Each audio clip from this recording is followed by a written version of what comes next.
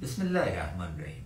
Afghanistan's president has defended his decision to leave the country, saying on Wednesday he had to do so to prevent bloodshed. Ashraf Ghani has been bitterly criticised for flying out on Sunday as Taliban forces entered Kabul.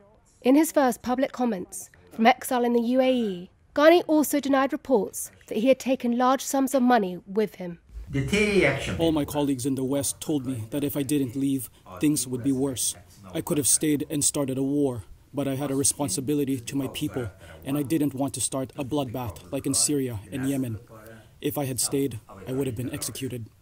Meanwhile, thousands of diplomats, foreign citizens and ordinary Afghans are trying to leave the country.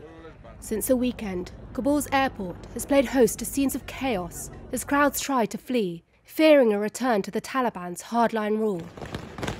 Guns were fired into the air near crowds of people on Wednesday.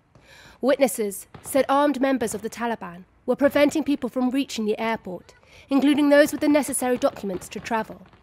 There are still 4,500 US troops in the country, but their mission is mainly focused on securing the airfield.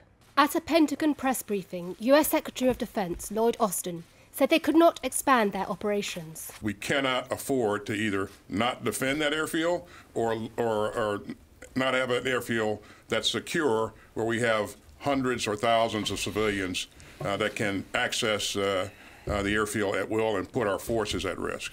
But that doesn't answer the question.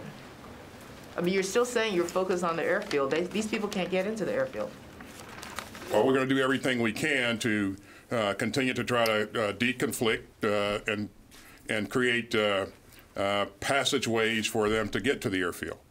I don't have the capability to go out and extend operations currently into Kabul. President Joe Biden says the US troops may remain in Afghanistan beyond the 31st of August deadline to evacuate American citizens.